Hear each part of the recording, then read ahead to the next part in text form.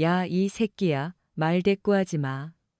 여기가 무슨 보이스카우트 캠핑장인 줄 알아? 당장 내 눈앞에서 꺼져. 찢어질 듯한 고함 소리가 적막한 밤 공기를 갈랐습니다.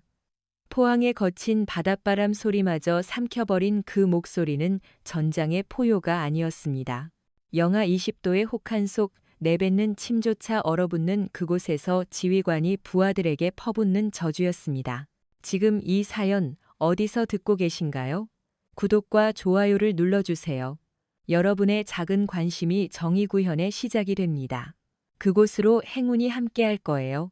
자, 그럼 오만함이 불러온 파멸의 시작, 그 운명의 밤으로 함께 가보시죠. 그날 밤 포항의 칼바람은 병사들의 살을 애는 듯 했습니다. 해병대 흑룡연대 극기주 헬 위크 3일차 40kg이 넘는 군장을 메고 가파른 산길을 오르는 300여 명의 병사들은 이미 한계에 다다라 있었습니다. 헉, 헉, 거친 숨소리가 하얀 입김이 되어 뿜어져 나왔습니다. 동상으로 검붉게 변한 얼굴, 갈라진 입술. 아무도 말을 하지 않았지만 군화가 얼어붙은 땅을 찍는 소리만이 고통스럽게 울려 퍼졌습니다. 그때였습니다. 끼익. 날카로운 급정거 소리와 함께 최신형 지휘관용 지프차가 행군 대열 한가운데 멈춰 섰습니다. 문이 열리자마자 차 안에 따뜻한 히터 열기가 훅 하고 쏟아져 나왔습니다. 밖에서 떨고 있는 병사들과는 너무나 대조적인 풍경이었죠. 차에서 내린 사람은 흑룡 연대장 박성훈 대령이었습니다. 칼주름 잡힌 A급 전투복 위에 최고급 구스다운 파카를 걸친 그는 김이 모락모락 나는 따뜻한 캔커피를 손에 들고 있었습니다. 이게 뭐야? 행군 속도가 왜 이따위야? 박 대령은 커피를 한 모금 홀짝이더니 인상을 찌푸리며 달려온 중대장을 향해 소리쳤습니다. 여 연대장님, 빙판길이라 미끄러운 데다 역풍이 너무 심해서 속도가 15% 정도 지체되고 있습니다. 중대장이 얼어붙은 입술로 헐떡이며 보고했습니다. 핑계 대지 마. 박 대령은 들고 있던 커피를 바닥에 내동댕이 쳤습니다. 뜨거운 갈색 액체가 중대장의 흑투성이 전투화 위로 튀었습니다. 바람이 불든 눈이 오든 알게 뭐야? 내일 사단장님 오셔서 검열하시는 거 몰라? 내일 아침 6시까지 도착해서 도열 못하면 니들 가죽을 다 벗겨버릴 줄 알아. 알겠나? 알겠습니다. 박 대령은 경멸 어린 눈빛으로 병사들을 훑어봤습니다. 그의 눈에 병사들은 사람이 아니었습니다. 그저 내년 장군 진급 심사를 위한 소모품일 뿐이었죠. 그는 사단장 앞에서 보여줄 완벽한 그림, 신기록 갱신만을 원했습니다. 바로 그때 대열 후미에서 다급한 외침이 들렸습니다. 김이병 정신 차려. 눈 감으면 안 돼. 입대 3개월 차. 김민재 이병이 결국 쓰러지고 말았습니다. 40km를 걸어온 다리가 풀려버린 것입니다. 피아노를 전공했다던 그의 섬세한 손가락은 동상으로 퉁퉁 부어올라 차가운 땅바닥을 긁고 있었습니다. 일어나려 발버둥 쳤지만 무거운 군장이 그를 짓눌렀습니다. 멈춰, 의무병. 의무병. 하지만 구조의 손길보다 먼저 도착한 것은 박 대령의 불호령이었습니다. 저벅저벅 위압적인 발소리와 함께 그가 다가왔습니다. 누구야? 어떤 새끼가 대열을 무너뜨려? 박 대령은 쓰러진 민재를 걱정하기는커녕 자신의 기록을 망친 장애물 취급을 했습니다. 일어나. 그는 차갑게 명령했습니다.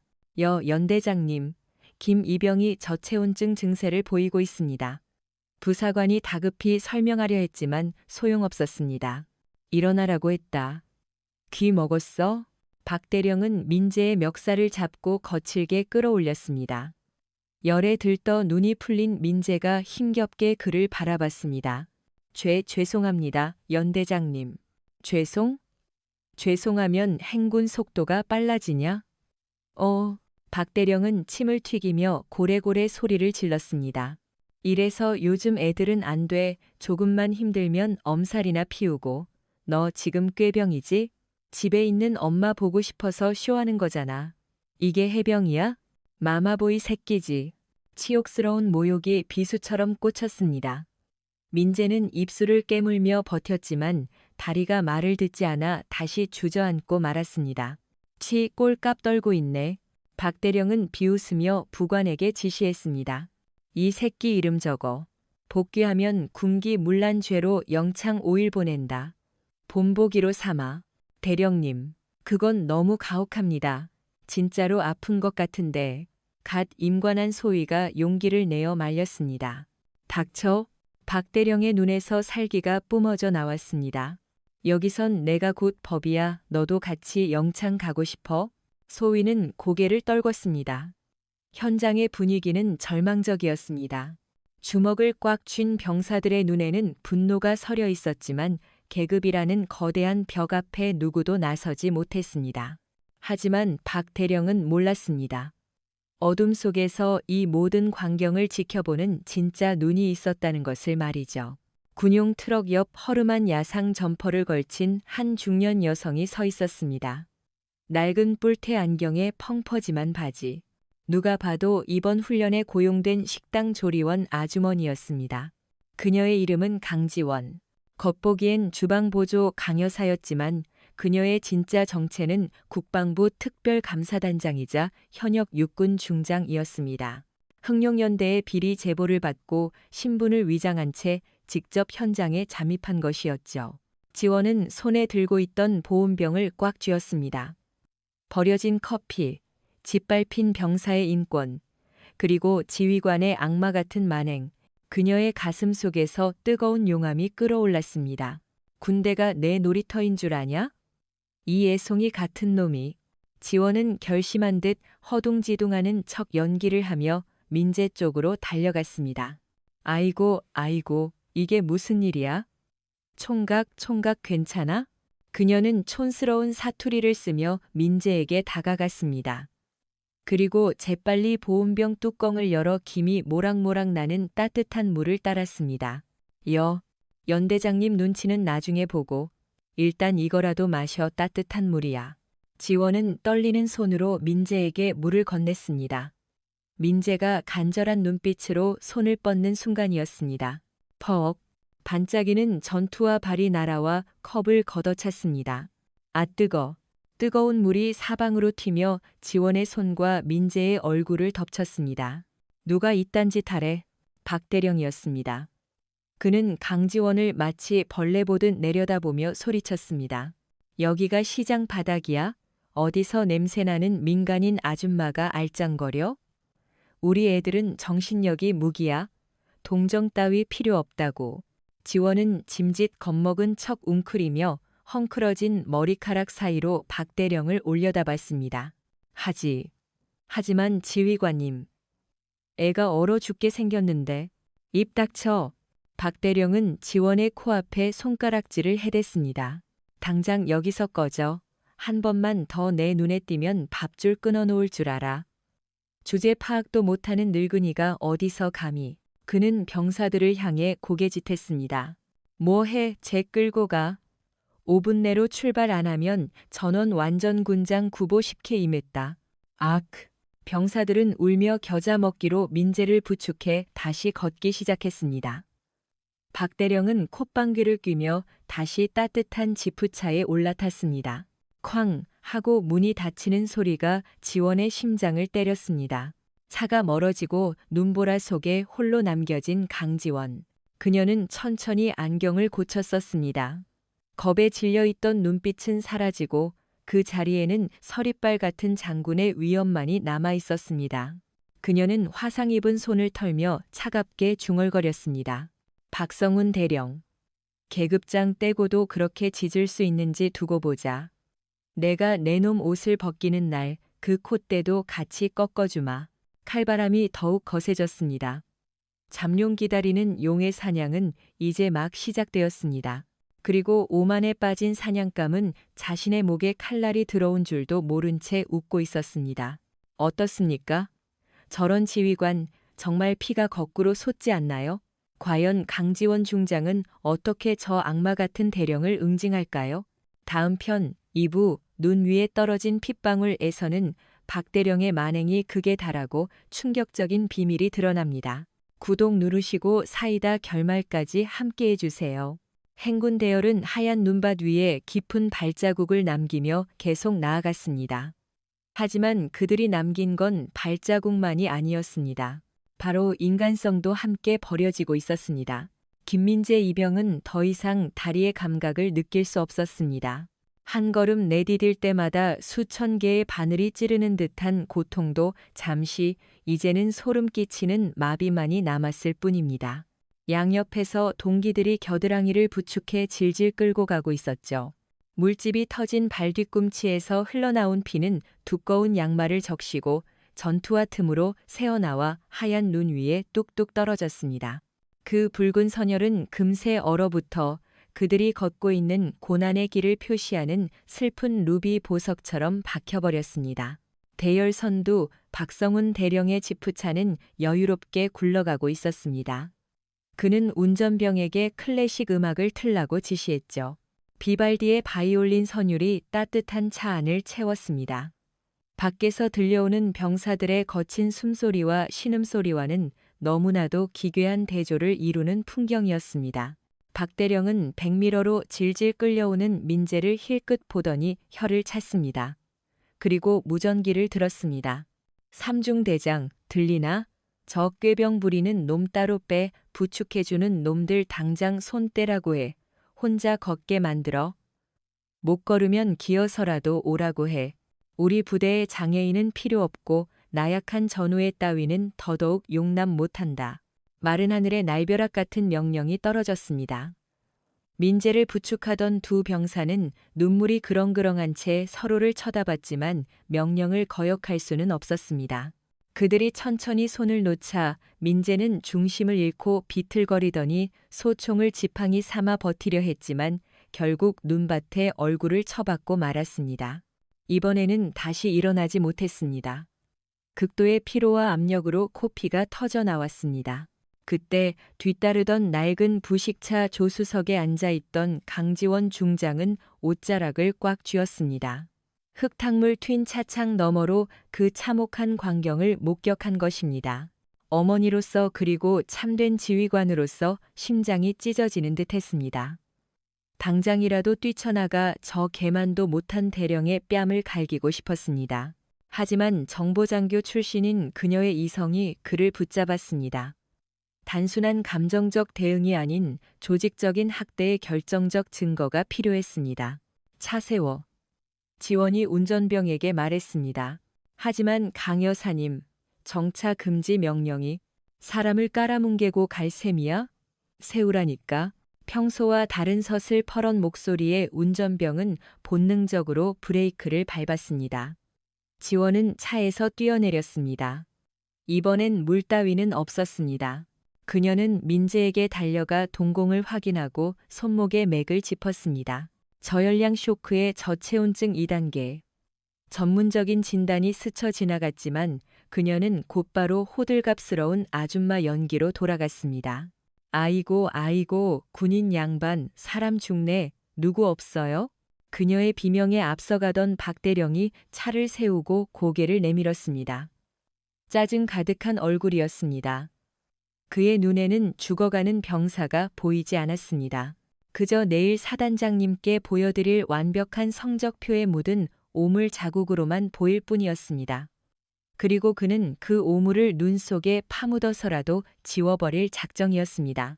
과연 강지원은 이 위기를 어떻게 넘길까요? 박 대령의 잔인함은 어디까지일까요? 아니, 저 빌어먹을 할망구가 또. 박성훈 대령은 차 문을 발로 차듯 열고 내렸습니다. 이번엔 혼자가 아니라 군의관을 대동한 채였습니다. 그는 민재 옆에서 가슴을 압박하고 있는 강지원에게 성큼성큼 다가갔습니다. 그 더러운 손 치워. 퍽. 박 대령은 군화발로 강지원의 옆구리를 걷어찼습니다. 세게 차지는 않았지만 중년 여성이 눈밭에 나뒹굴기에는 충분했습니다. 지원은 차가운 눈바닥에 쓰러졌습니다. 뼈마디가 시려왔지만 육체의 고통보다 짓밟힌 인격의 모멸감이 더 컸습니다. 그녀는 비틀거리면 일어나 뿔테 안경을 고쳤었습니다. 그리고 끓어오르는 살기를 감추기 위해 고개를 깊숙이 숙였습니다. 지휘관님, 이 총각이 기절했어요. 맥박도 약하고 지원은 일부러 더듬거렸습니다. 박대령은 군의관을 쳐다봤습니다. 진찰해봐. 죽을 것 같나? 술 냄새를 풍기는 소령 계급의 군의관은 박대령 아내의 먼 친척 동생으로 부대 내 가혹행위 진단서를 조작해주기로 유명한 낙하산이었습니다. 그는 청진기를 대충 갖다 대는 실례만 했습니다. 보고드립니다. 단순 탈진에 약간의 저혈압입니다. 5분 정도 쉬면 걷는데 문제없습니다. 원래 이 친구가 체력이 약해서 꾀병이 심합니다. 새빨간 거짓말이었습니다. 들었지, 할망구? 박대령은 비웃으며 지원을 내려다봤습니다. 의사가 괜찮다잖아. 당신이 뭔데 진단질이야? 그 돌팔이 민간요법으로 내 부하들 독살이라도 시킬 셈이야? 하지만 정말 위험해 보이는데 내 앞가림이나 잘해. 안. 박대령은 지원의 손 옆에 가래침을 뱉었습니다. 잘 들어, 한 번만 더 내 병사들 몸에 손대면 성추행으로 고소해서 감방에 쳐넣어 버릴 테니까. 늙었다고 봐줄 줄 알아? 주제 파악 못하고 나대기는 여자가 설치면 집안이 망한다더니. 그는 손을 휘 저으며 명령했습니다. 이 새끼 들어서 부식차 짐칸에 처박아. 눈에 띄면 거슬리니까. 복귀하면 그때 정신 개조시켜주지. 병사들이 서둘러 민재를 들어올려 배추와 쌀포대가 쌓인 짐칸에 짐짝처럼 던져 넣었습니다. 지원도 말없이 짐칸에 올라탔습니다. 덜컹거리는 차가운 짐칸 구석, 그녀는 민재의 머리를 자신의 무릎에 뉘었습니다. 자신의 체온으로라도 아이를 살려야 했습니다. 어둠 속에서 그녀는 낡은 장갑을 벗고 거친 손으로 병사의 이마를 짚었습니다. 조금만 참거라 아가. 그녀의 목소리는 더 이상 주책맞은 아줌마가 아닌 근엄한 장군의 톤으로 바뀌어 있었습니다. 이제 아무도 너를 건드리지 못한다. 내가 약속하마. 밖에서는 쇠판을 타고 박대령의 호탕한 웃음소리가 들려왔습니다. 마치 동족의 고통을 즐기는 악마의 웃음소리 같았습니다. 하지만 그는 몰랐습니다. 그 웃음소리가 자신의 수명을 깎아먹고 있다는 사실을 말이죠. 짐칸 속에서 칼을 가는 강지원 중장. 그녀가 준비한 반격의 서막은 무엇일까요? 어둠이 짙게 깔린 야전 수경지, 칼바람이 휘몰아치는 산비탈의 텐트들이 세워졌습니다. 이곳의 밤은 더욱 잔혹했습니다. 야전 취사장 풍경은 그야말로 지옥과 천국 두 개로 나뉘어 있었습니다. 병사들의 구역은 바람만 겨우 막아주는 천막 아래였습니다. 수백 명의 병사들이 덜덜 떨며 찌그러진 식판을 들고 서 있었습니다. 그들의 저녁 메뉴는 무엇이었을까요? 돌덩이처럼 얼어버린 식은 밥 한 덩이, 콩나물 몇 가닥만 둥둥 떠다니는 맹물 같은 국, 그리고 쉰내를 감추기 위해 고춧가루 범벅을 해놓은 싸구려 깍두기가 전부였습니다. 빨리 처먹고 취침해 부사관들의 고함이 터져나왔습니다. 젊은 병사들은 밥을 먹으며 울었습니다. 눈물이 식판 위로 뚝뚝 떨어져 얼어붙었습니다. 반면 그곳에서 멀지 않은 곳 대형 지휘관 텐트에서는 전혀 다른 풍경이 펼쳐지고 있었습니다. 이중 방안막의 대형 히터가 두 대나 돌아가는 그곳은 훈훈하다 못해 더울 지경이었습니다. 박성훈 대령의 텐트였습니다. 텐트 틈으로 새어나오는 노란 불빛과 고기 굽는 냄새, 그리고 고급 소주 향기가 밖에서 떠는 병사들의 코를 고문했습니다. 강지원은 주방 보조로서 음식을 나르라는 명령을 받았습니다. 그녀가 들고 들어간 쟁반에는 포항 항구에서 공수한 싱싱한 참치회와 마블링이 환상적인 최상급 한우가 가득했습니다. 텐트 안으로 들어서자 안경에 김이 서렸습니다. 박 대령은 상석에 앉아 겉옷을 벗고 비싼 캐시미어 니트만 입은 채 얼굴이 벌개져 있었습니다.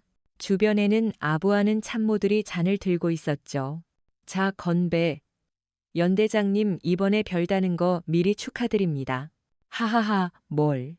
내일 늙은 사단장 오면 쇼 좀 보여주면 끝이야. 박 대령은 잘 구워진 한우 한 점을 입에 넣으며 낄낄거렸습니다. 고기 좋네. 역시 돈이 최고야. 아, 참. 밖에 애새끼들은 뭐 먹냐? 네, 시형 전투식량. 아니, 그냥 짬밥 표준 식단 나갔습니다. 콩나물국에요. 군수과장이 비굴하게 웃으며 답했습니다. 잘했어. 배부르면 딴 생각이나 하지. 헝그리 정신이 있어야 내일 잘 뛰지. 박대령은 손을 휘저으며 빈 술병을 치우는 강지원을 발견했습니다. 어이 강여사, 그가 소리쳤습니다. 거기 있지 말고 와서 술이나 한 잔 따라봐. 지원은 멈칫했습니다. 그녀는 대한민국 국군 서열 최상위권인 중장입니다. 그런 그녀에게 술 시중을 들라니. 그녀는 천천히 다가가 술병을 들었습니다. 일부러 손을 덜덜 떨며 술을 잔 밖으로 흘렸습니다. 짝! 박대령이 그녀의 손등을 쳐냈습니다. 에이씨, 재수없게 술 따르는 것도 못해. 나가. 쭈그렁 할망구 얼굴 보니까 술맛 떨어지네. 지원은 고개를 숙이고 텐트를 나왔습니다. 나오기 직전 그녀의 눈은 텐트 구석에 쌓인 박스들을 스캔했습니다. 무기나 서류가 아니었습니다. 산삼, 동충하초, 그리고 두툼한 현금 봉투들. 내일 검열 나올 사단장에게 바칠 뇌물들이었습니다. 텐트 밖의 냉기가 얼굴을 때렸지만 그녀의 가슴 속 분노보다는 차갑지 않았습니다. 눈물 젖은 밥을 먹는 병사들과 술판을 벌이는 지휘관. 이 극명한 대비야말로 가장 확실한 유죄 증거였습니다. 밤이 깊어갑니다. 하지만 강지원의 눈은 이제야 빛나기 시작합니다. 그녀가 향한 곳은 어디일까요? 모두가 잠든 새벽, 오직 바람 소리만이 요란한 밤. 강지원은 허름한 작업복을 벗어던졌습니다. 그 안에는 활동하기 편한 검은색 전술복이 감춰져 있었습니다. 그녀는 배낭 깊숙한 곳에서 야간 투시경과 특수 장갑을 꺼냈습니다. 이제 그녀는 강여사가 아닌 특수부대 출신 베테랑 요원이나 다름없었습니다. 그녀의 목표는 야전 보급 창고. 졸고 있는 경계병들의 사각지대를 귀신같이 파고들어 그녀는 창고 뒷문 자물쇠를 소리 없이 따고 들어갔습니다. 내부는 곰팡이 냄새로 진동했습니다. 그녀는 펜 라이트를 켰습니다. 그녀가 발견한 진실은 상상 이상이었습니다. 1등급이라 찍힌 쌀포대 안에는 곰팡이 핀 묵은 쌀과 돌이 섞여 있었고 유통기한이 2년이나 지난 전투 식량 박스에는 날짜가 조작된 스티커가 붙어 있었습니다. 가장 충격적인 건 방한복이었습니다. 장부상으로는 최신형 발열 조끼 500벌이 지급된 것으로 되어 있었지만 창고 구석에 처박힌 건 솜이 다 빠져나온 녹마 같은 구형 깔깔이 뿐이었습니다. 이 썩어 빠진 놈들. 지원은 이를 갈며 초소형 카메라로 증거들을 찍기 시작했습니다. 쥐가 파먹은 쌀가마니 조작된 라벨 텅 빈 장비함. 그녀는 군수과장의 간이 책상에 놓인 금고로 향했습니다. 특수 해독기로 30초 만에 문을 열자 그 안에는 이중 장부가 있었습니다. 지원은 장부를 넘기며 셔터를 눌렀습니다. 장병 식비 횡령 2억 원, 유류 불법 매각 1억 5천, 불량식자재 업체 리베이트 3억 원. 모든 페이지 끝에는 박성훈의 서명이 선명했습니다. 이것이야말로 빼도 박도 못할 스모킹 건 결정적 증거였습니다. 그때 밖에서 인기척이 들렸습니다. 창고 쪽에서 소리 났는데 가보자. 경계병들의 발소리가 가까워졌습니다. 지원은 재빨리 박스 더미 뒤로 몸을 숨겼습니다. 문이 열리고 손전등 불빛이 창고 안을 훑었습니다. 불빛이 그녀가 숨은 곳 바로 1cm 옆을 스치고 지나갔습니다. 쥐새끼였나 보네. 아무도 없는데? 가자. 추워 죽겠다. 문이 닫히고 발소리가 멀어졌습니다. 지원은 안도의 한숨을 내쉬었습니다. 카메라도 장부 기록도 확보했습니다. 그녀는 다시 그림자처럼 사라졌습니다. 어둠 속에서 그녀의 눈빛은 강철처럼 단단해졌습니다. 내일 해가 뜨면 이 증거들은 박성훈의 목을 겨누는 칼날이 될 것입니다. 하지만 그녀는 그가 스스로 단두대에 오를 때까지 조금 더 기다리기로 했습니다. 폭풍 전야. 다가오는 아침 훈련장에는 진짜 폭풍이 예고되어 있었습니다. 다음 날 아침, 포항의 하늘은 아침임에도 칠흑같이 어두웠습니다.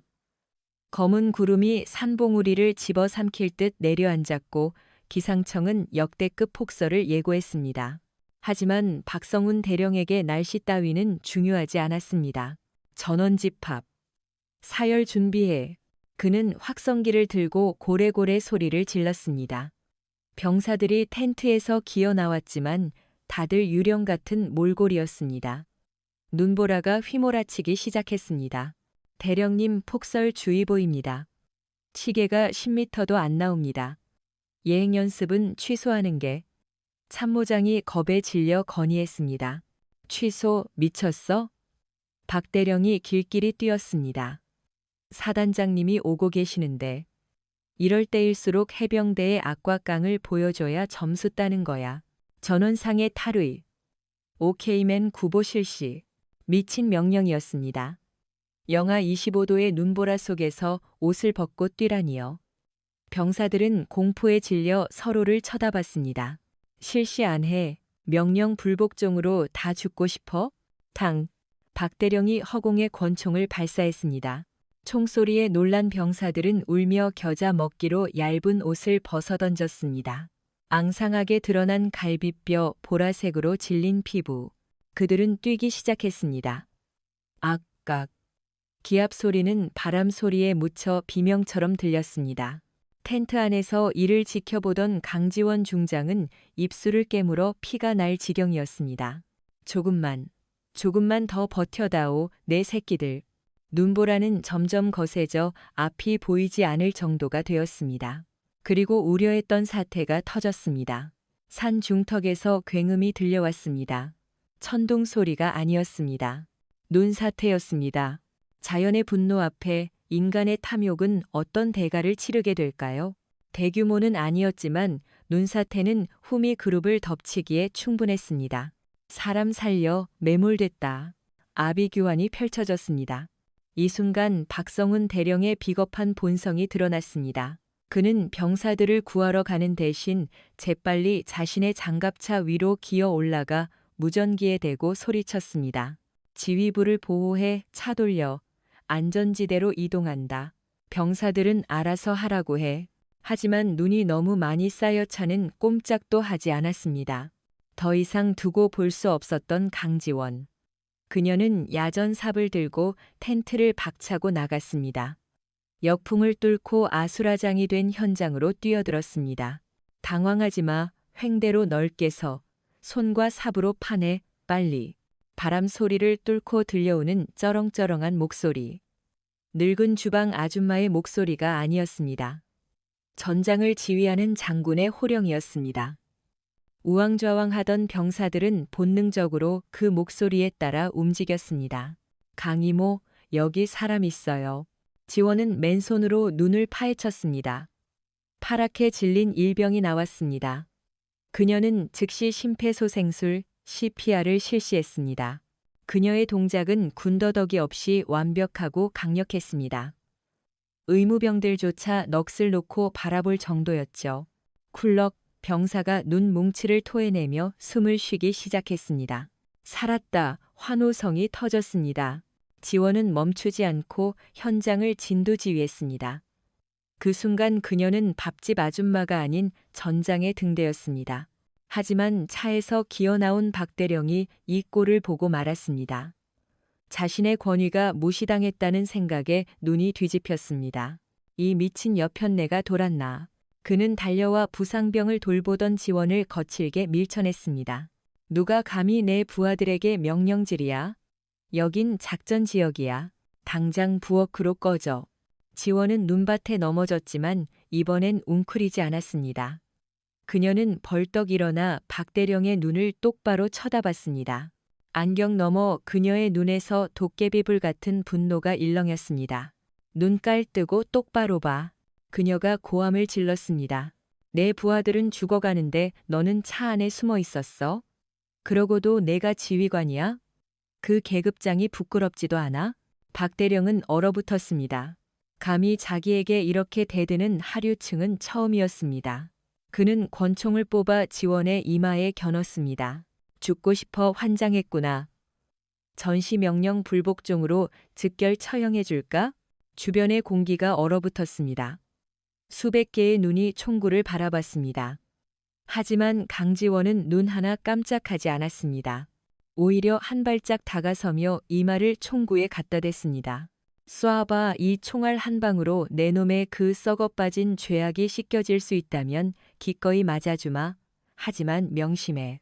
방아쇠를 당기는 순간 내 인생도 끝장이라는 걸. 서슬퍼런 기세에 박대령의 손이 떨렸습니다. 그는 쏘고 싶었지만 그녀의 그 눈빛이 너무나도 공포스러웠습니다. 숨이 턱 막히는 압박감. 그때 멀리서 사이렌 소리가 들려왔습니다. 사단장의 차량 행렬이 도착한 것입니다. 절체절명의 순간, 사단장의 등장은 구원일까요? 아니면 또 다른 위기일까요? VIP의 등장은 강지원을 총구에서 구해냈지만 상황은 더 악화되었습니다.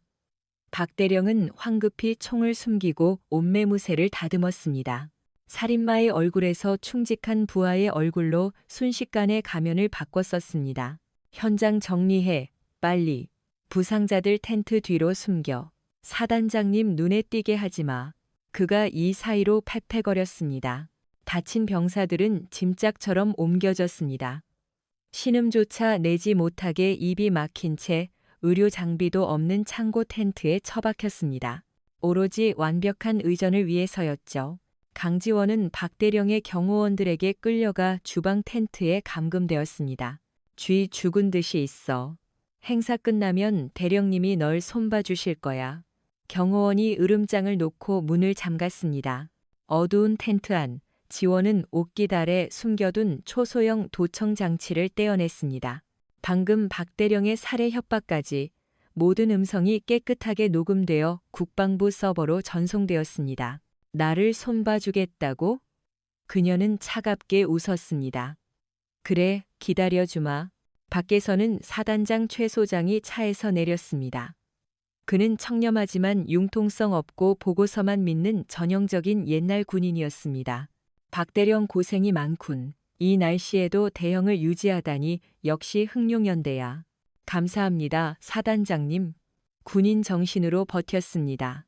박대령은 쩌렁쩌렁하게 격려했습니다. 좋아, 자네가 준비한 특별 사열이 기대되는군. 박대령이 사단장을 모시고 브리핑 룸으로 들어간 사이 시체 안치소 병사들의 은어가 된 창고 텐트에서는 위급 상황이 발생했습니다. 눈사태 때 가슴을 다친 병사가 발작을 일으키며 피를 토하기 시작했습니다. 기흉패에 공기가 참이에요. 당장 흉관 삽입해야 해요.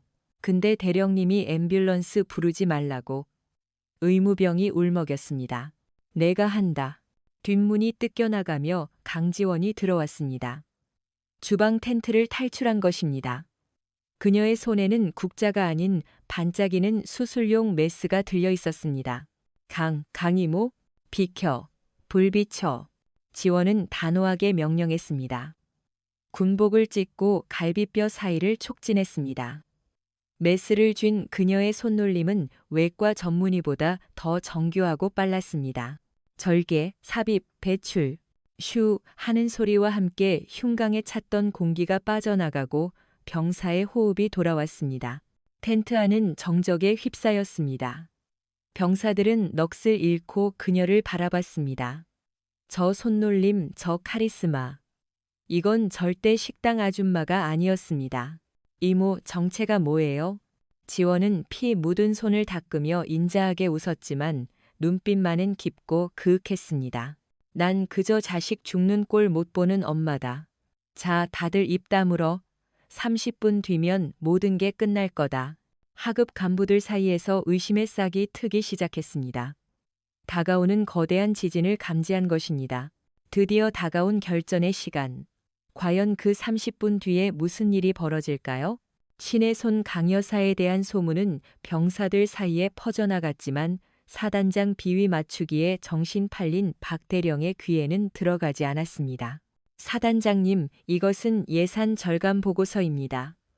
박대령은 두툼한 서류 밑에 더 두툼한 봉투를 끼워 건넸습니다. 사단장은 만족스러운 듯 고개를 끄덕였죠. 그 돈이 병사들 밥값에서 나온 건 꿈에도 모른 채 말입니다. 하지만 단 한 사람.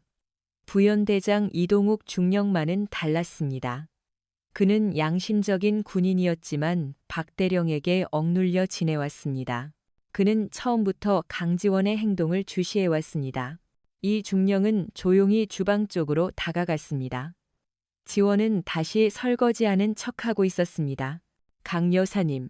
네, 중령님 무슨 일이세요? 지원은 순진한 표정으로 돌아봤습니다. 방금 그 메스 잡던 솜씨. 10년 전 제가 국군병원에서 봤던 전설의 군의관 김 장군님과 똑같더군요.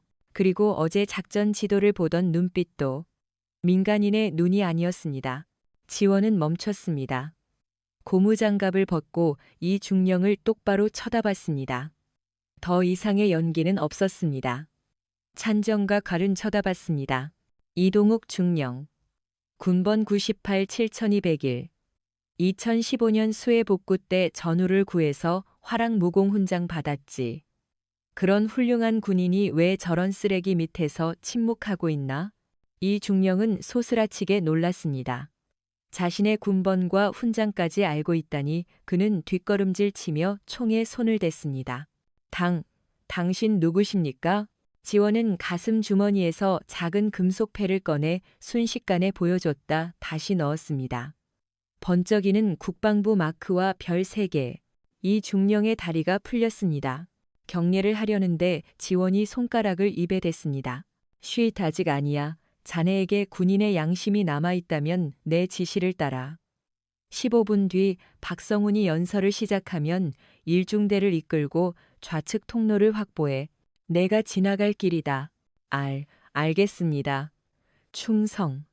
이 중령은 식은 땀을 흘리며 답했습니다. 강이모라고 불러. 가봐. 이 중령은 뛰어가며 심장이 터질 것 같았습니다. 박성훈의 제삿날이 잡혔음을 직감했습니다. 그리고 그는 역사의 편에 서게 되었습니다. 이제 모든 준비는 끝났습니다. 사냥개가 아닌 호랑이가 우리를 나설 차례입니다. D-Day. 눈보라가 잠시 멈추고 하얀 설원이 펼쳐졌습니다. 연병장에는 300명의 병사가 오와 열을 맞춰서 있었습니다. 하지만 그건 가짜였습니다. 맨 앞줄 카메라에 잡히는 병사들만 새 군복을 입었고 뒤쪽 병사들은 거지꼴이나 다름없는 낡은 옷을 입고 떨고 있었습니다. 아픈 병사들은 아예 보이지도 않았습니다. 단상 위에는 최 사단장과 박 대령이 서 있었습니다. 전체 차렷, 사단장님께 대하여 경례, 필승, 우렁찬 함성이 울렸지만 그 속에는 분노가 서려 있었습니다. 박 대령이 마이크 앞에 섰습니다. 그는 세상을 다 가진 듯한 표정으로 연설을 시작했습니다. 뻔뻔한 거짓말의 향연이었습니다. 존경하는 사단장님, 그리고 전우 여러분. 우리 흥룡연대는 한계를 넘었습니다. 우리는 눈을 먹고 이슬을 마시며 그 시각 주방 텐트, 강지원은 기름때 묻은 앞치마를 벗어 던졌습니다. 그 안에는 그녀의 몸에 완벽하게 맞춰진 정복이 기다리고 있었습니다. 그녀는 정모제복 모자를 쓰고 흰 장갑을 꼈습니다. 마지막으로 그녀는 어깨에 계급장을 달았습니다. 은색으로 빛나는 거대한 별 3개, 중장, 거울 속에는 더 이상 힘없는 할머니가 없었습니다. 철의 여인, 국군 최고의 감찰관이 서 있었습니다. 텐트 밖으로 나오자 이 중령과 무장한 병력들이 대기하고 있었습니다. 그들은 그녀의 모습을 보고 숨을 죽였고 이내 가장 경건한 자세로 경례를 올렸습니다. 가자 쓰레기 치우러. 그녀의 한마디에 부대가 움직였습니다. 박성훈이 거짓 연설을 뱉고 있는 그 단상을 향해 가면이 벗겨지는 순간 박 대령의 표정은 어떻게 변할까요? 저는 병사들의 식단에 항상 최고급 고기와 따뜻한 국을 제공하며 박 대령은 카메라 앞에서 눈 하나 깜짝 안 하고 거짓말을 쏟아냈습니다. 그때였습니다. 대열 후미가 술렁거렸습니다. 한 무리의 사람들이 의전 절차를 무시하고 연병장 중앙을 가로질러 걸어오고 있었습니다. 박 대령은 눈을 가늘게 떴습니다. 긴 코트를 입고 후드를 뒤집어 쓴 여자가 이 중령의 호위를 받으며 오고 있었습니다. 그는 단번에 그 미친 주방 아줌마라고 생각했습니다. 저게 뭐야? 경비병. 저 미친년 당장 끌어내. 그는 사단장 옆이라는 것도 잊고 소리쳤습니다. 최 사단장도 놀랐습니다. 박대령 무슨 일인가? 아, 별거 아닙니다. 해고된 주방 아줌마가 앙심을 품고 행패 부리는 겁니다. 제가 처리하겠습니다. 박대령은 단상에서 뛰어내려와 씩씩거리며 여자에게 달려갔습니다. 이 망할 할망구가 내가 꺼지라고 했지. 진짜 죽고 싶어 환장했냐? 그는 헌병들이 보는 앞에서 손을 들어 여자의 뺨을 때리려 했습니다. 자신의 권력을 과시하고 싶었기 때문입니다. 하지만 그의 손은 허공에서 멈췄습니다. 여자가 고개를 들었기 때문입니다. 코트 모자 아래로 드러난 눈빛. 그 눈빛은 그를 꿰뚫고 있었습니다. 박성훈 대령. 마이크도 없는데 그녀의 목소리가 연병장에 쩌렁쩌렁 울렸습니다. 누굴 위해 연극을 하고 있나? 사단장을 위해서? 아니면 걔가 물어가 버린 내 양심을 위해서? 내가 감히.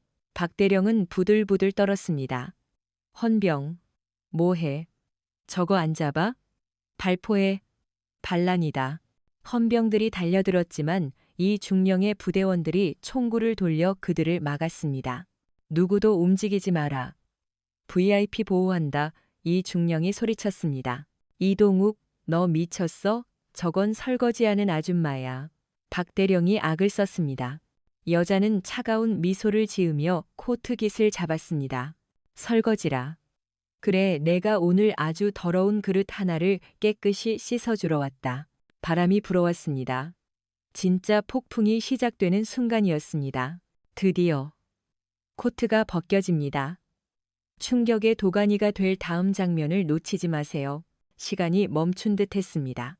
모든 시선이 여자의 손끝에 집중되었습니다. 펄럭, 낡은 코트가 허공으로 날아갔습니다.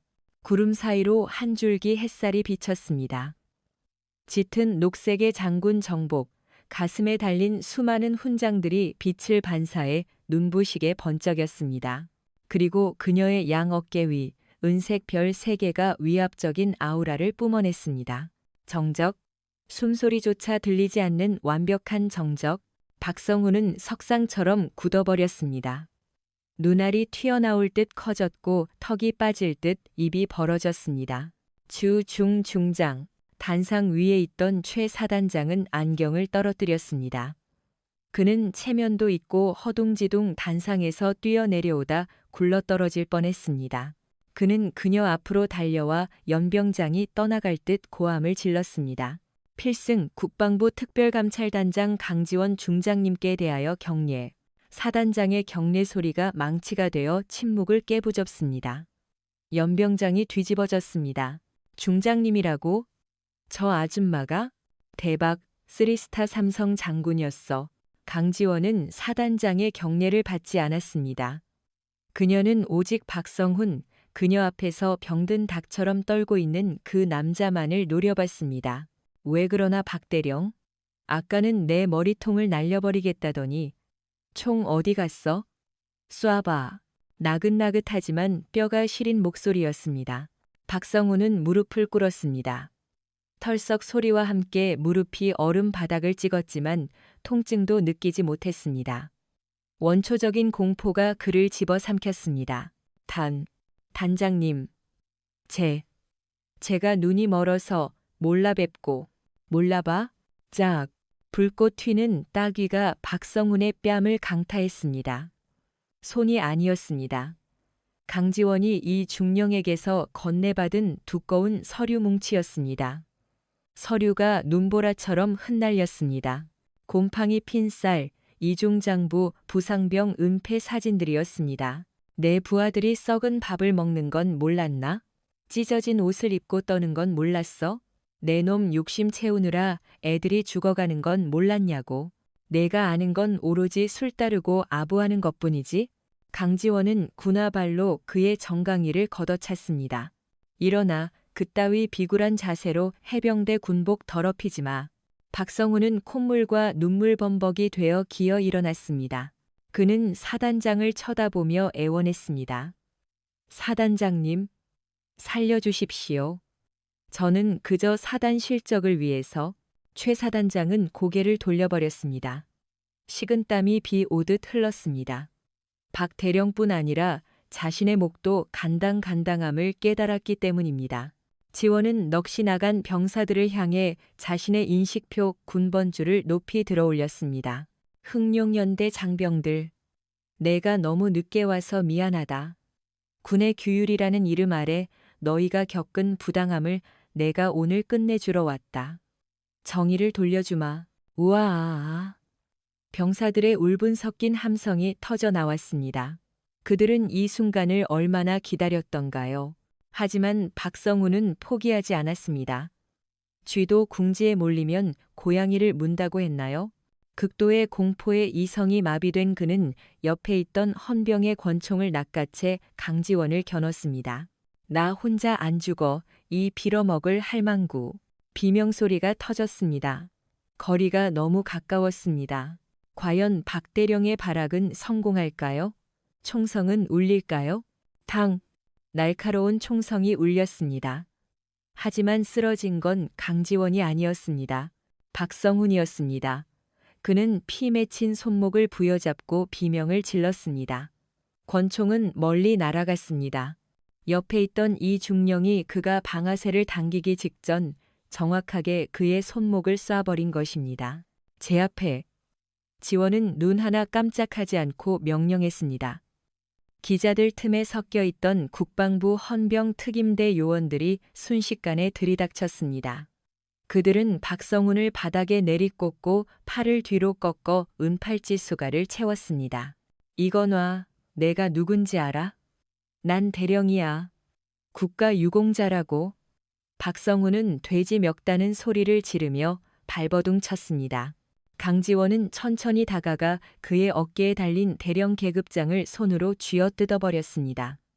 찌익 옷감 찢어지는 소리가 통쾌하게 울렸습니다. 넌 더 이상 대령이 아니다. 지금부터 너는 범죄자 박성훈일 뿐이야. 죄목 군수물자 횡령, 직권남용, 가혹행위, 그리고 상관살해 미수. 그녀는 뜯어낸 계급장을 진흙탕에 던지고 군화 뒤꿈치로 지시겨버렸습니다. 끌고 가. 군사법원 최고 보안 감방에 쳐넣어. 내가 직접 신문한다. 박성훈은 짐승처럼 질질 끌려갔습니다. 눈밭 위에 긴 자국이 남았습니다. 그가 그토록 괴롭혔던 병사들의 눈빛을 봤습니다. 동정은 없었습니다. 오직 경멸과 통쾌함뿐이었습니다. 그의 제국은 그렇게 하루아침에 잿더미가 되었습니다. 지원은 사색이 된 박성훈의 측근 장교들을 돌아봤습니다. 그리고 너희들 동료의 고혈을 빨아먹은 기생충들. 너희도 무사할 줄 알았나? 청소는 이제 시작이야. 그녀의 손짓에 수십 대의 검은 세단이 연병장으로 들어왔습니다. 대대적인 체포 작전이 생중계되었습니다. 줄줄이 엮여가는 비리 장교들을 보며 병사들은 환호했습니다. 악의 축이 무너졌습니다. 하지만 상처 입은 부대는 어떻게 치유될까요? 폭설은 그쳤습니다. 맑은 햇살이 흥룡연대를 비췄습니다. 묵은 때가 벗겨진 듯 공기마저 상쾌했습니다. 강지원은 바로 떠나지 않고 3일간 머물며 부대를 직접 지휘했습니다.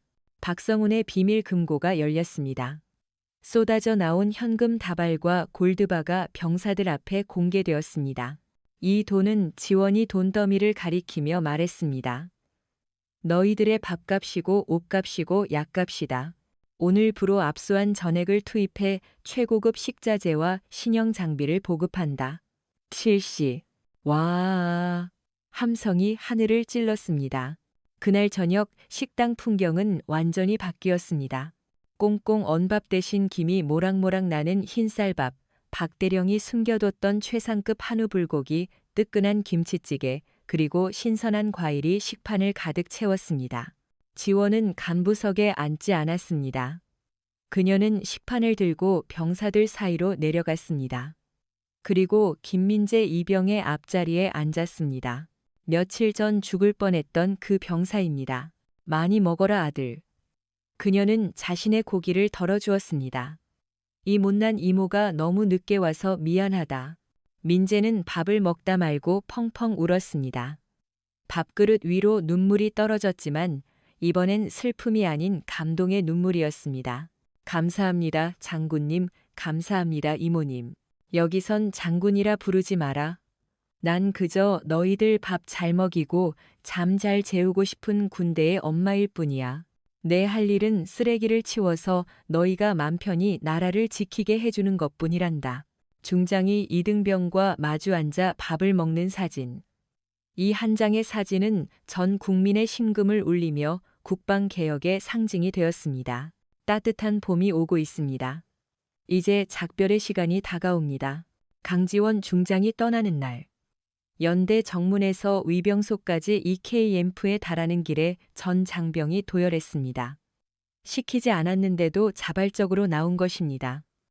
이제 연대장 대행을 맡게 된 이동욱 중령이 비장하게 격려했습니다. 보고합니다. 흥룡연대 전 장병, 새로운 정신으로 다시 태어났습니다. 충성. 지원은 인자한 미소를 지으며 이 중령의 어깨를 두드렸습니다. 오늘을 기억하게. 진짜 권위는 어깨 위의 계급장이 아니라 등 뒤에 있는 병사들의 믿음에서 나온다는 것을. 신뢰를 잃으면 지휘관은 아무것도 아니네. 명심하겠습니다. 뼛속 깊이 새기겠습니다. 지원의 차가 천천히 움직였습니다. 차창 밖으로 손을 흔드는 병사들의 얼굴이 보였습니다. 며칠 전만 해도 죽음의 그림자가 드리워져 있던 얼굴들이 이제는 생기로 반짝이고 있었습니다. 포항의 혹독한 겨울은 가고 따스한 봄 기운이 부대를 감싸고 있었습니다. 그녀는 의자에 몸을 기대며 긴 숨을 내쉬었습니다. 거대한 악룡 박성훈 한 마리를 잡았지만 잠룡의 임무는 아직 끝나지 않았습니다. 어딘가에 또 다른 박성훈이 숨어 있을지 모릅니다. 그녀는 다시 화려한 정복을 벗고 허름한 청소부로 식당 아줌마로 변장해 길을 떠날 것입니다. 여러분, 잠룡의 분노 이야기 어떠셨나요? 정의는 때로 늦게 오지만 반드시 온다는 것을 보여주었습니다. 가장 사이다였던 장면은 언제였나요? 박대령이 따귀를 맞을 때? 아니면 병사들이 고기 반찬을 먹을 때? 댓글로 여러분의 감상을 남겨주세요.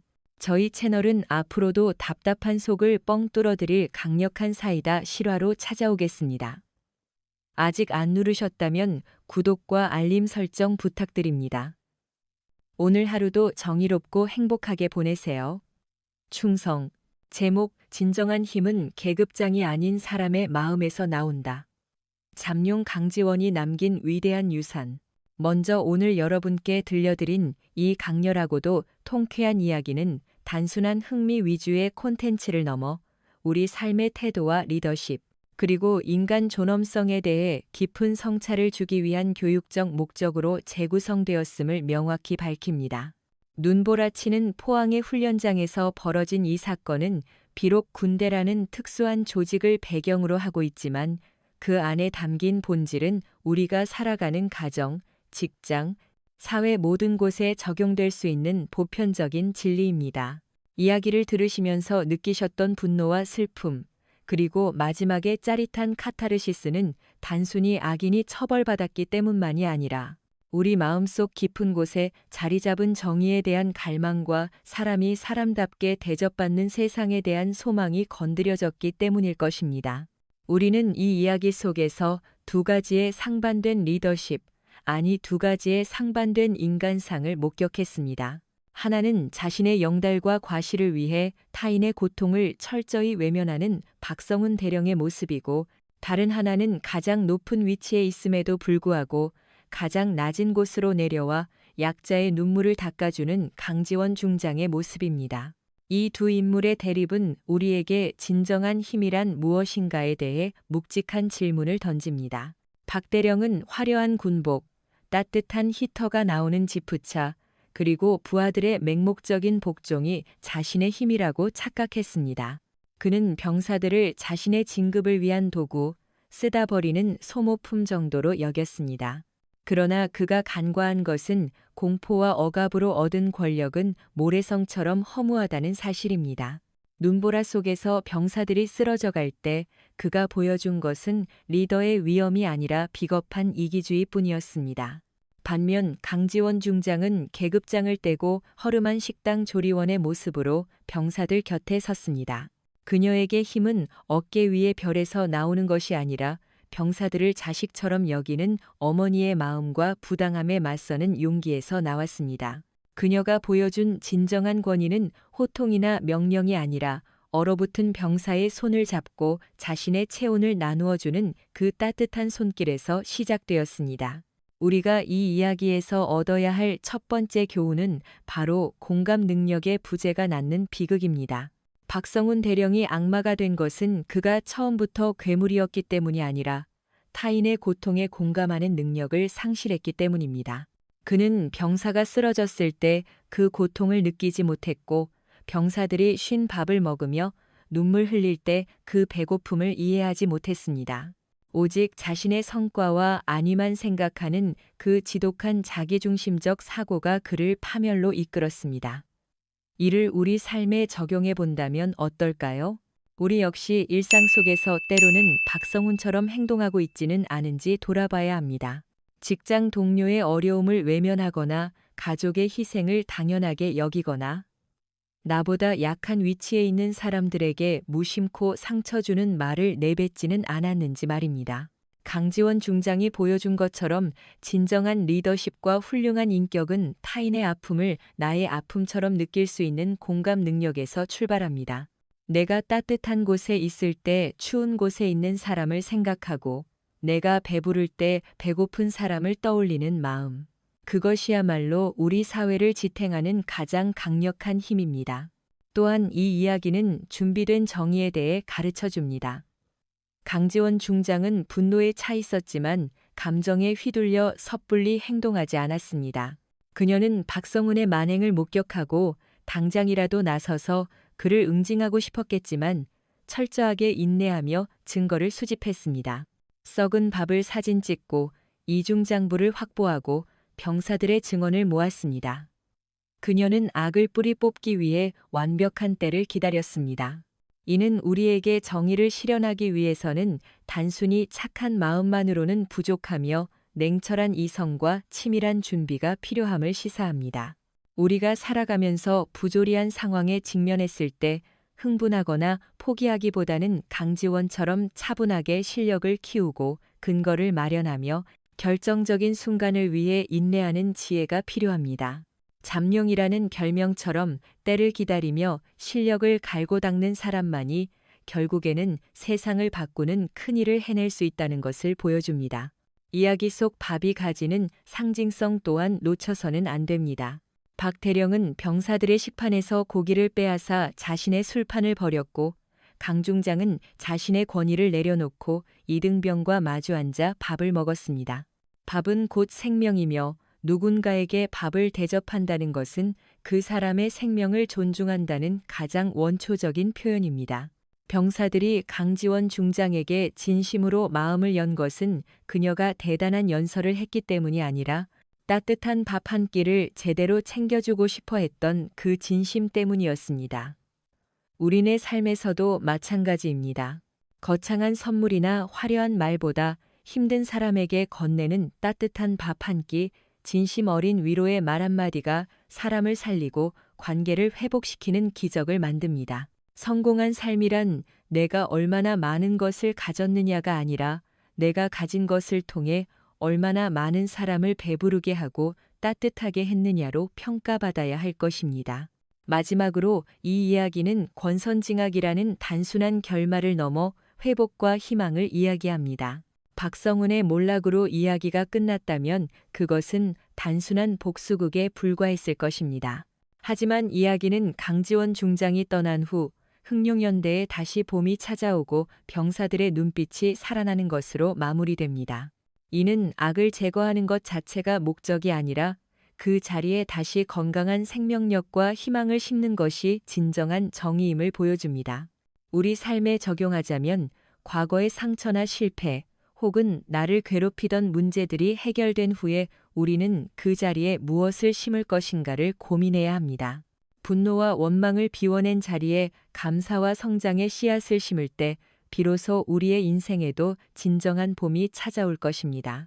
강지원 중장은 떠났지만 그녀가 남긴 정신은 병사들의 가슴 속에 영원히 남았습니다. 여러분은 여러분의 주변 사람들에게 어떤 사람으로 기억되고 싶습니까? 자신의 이익을 위해 타인을 희생시키는 박성훈 같은 사람입니까?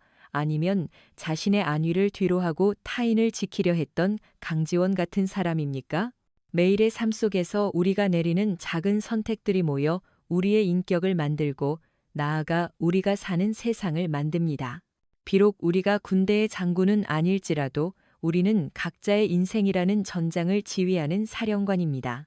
부디 이 이야기를 통해 얻은 교훈을 바탕으로 여러분의 삶의 현장에서 약자에게는 따뜻하고 불의 앞에서는 당당한 여러분만의 잠룡을 깨우시기를 바랍니다. 이야기를 집필하며 저는 강지원이라는 인물을 통해 우리 시대가 잃어버린 진짜 어른의 모습을 보았습니다. 그녀는 높은 자리에 있었지만 결코 그 자리를 특권으로 여기지 않았습니다. 오히려 그 자리가 주는 무게와 책임을 누구보다 깊이 통감하고 있었습니다. 반면 박성훈은 지위가 곧 인격이라고 착각하는 우리 사회 곳곳에 숨어있는 괴물들의 자화상이었습니다. 그가 병사들에게 내뱉은 폭언들은 사실 그 자신의 열등감과 불안함을 감추기 위한 비명이었을지도 모릅니다. 진정으로 강한 사람은 소리 지르지 않습니다. 강지원의 침묵과 인내가 박성훈의 고함보다 훨씬 더 큰 위압감을 주었듯이 말입니다. 저는 이 이야기를 쓰면서 특히 눈보라라는 장치에 집중했습니다. 그 혹독한 추위는 병사들의 육체적 고통을 상징하기도 하지만 양심이 얼어붙은 박성훈의 내면 세계를 투영하기도 합니다. 그리고 그 얼음 같은 세상에 온기를 불어넣은 것은 대단한 초능력이 아닌 낡은 코트를 입은 한 중년 여성의 인간애였습니다. 그녀가 흉관 삽입술을 할 때 보여준 것은 의술이 아니라 생명에 대한 경외심이었습니다. 우리가 살면서 마주하는 수많은 불합리함 앞에서 우리는 종종 무력감을 느낍니다. 나 하나 변한다고 세상이 달라질까? 라는 의구심이 들기도 합니다. 하지만 강지원은 단 한 사람의 깨어있는 양심이 얼마나 거대한 변화를 만들어낼 수 있는지를 증명했습니다. 그녀가 입었던 허름한 주방 보조의 옷은 세상의 편견을 비웃는 가장 완벽한 위장이었습니다. 우리는 겉모습만 보고 사람을 판단하고 있지는 않은지 반성하게 됩니다. 또한 이동욱 중령의 용기 있는 선택에도 주목하고 싶습니다. 그는 침묵하는 다수였지만 결정적인 순간에 정의의 편에 섰습니다. 우리 대부분은 강지원 같은 영웅보다는 이동욱 중령과 같은 평범한 사람에 가깝습니다. 그렇기에 그의 변화는 우리에게 너도 할 수 있다는 용기를 줍니다. 박성훈이 무너질 때 느꼈던 그 통쾌함은 단순한 복수의 쾌감이 아닙니다. 그것은 사필 귀정, 즉 모든 일은 반드시 바른 길로 돌아간다는 믿음이 확인되었을 때 오는 안도감입니다. 밥을 함께 먹는 장면에서 눈물이 났던 이유는 그것이 잃어버린 인간성의 회복을 의미하기 때문입니다.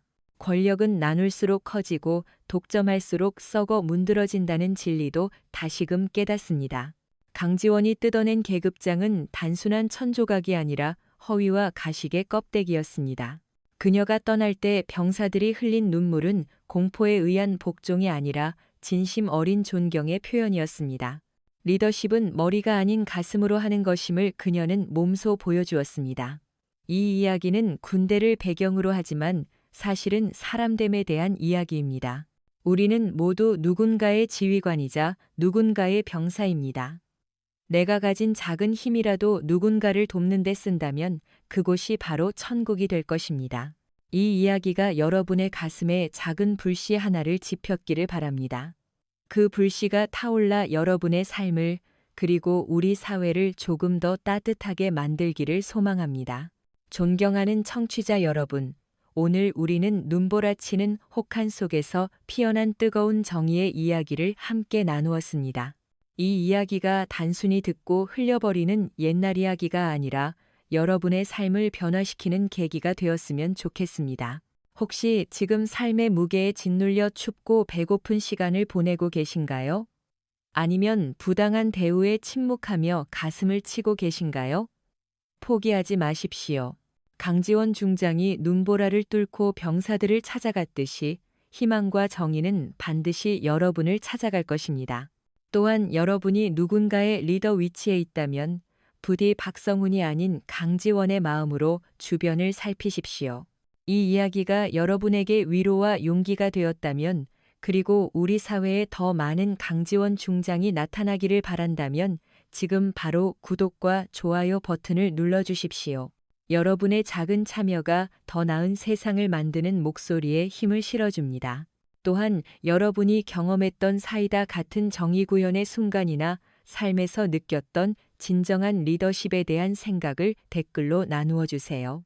여러분의 이야기가 또 다른 누군가에게 큰 힘이 될 것입니다. 오늘 하루도 정의롭고 따뜻하고 당당하게 살아가시길 응원합니다. 감사합니다.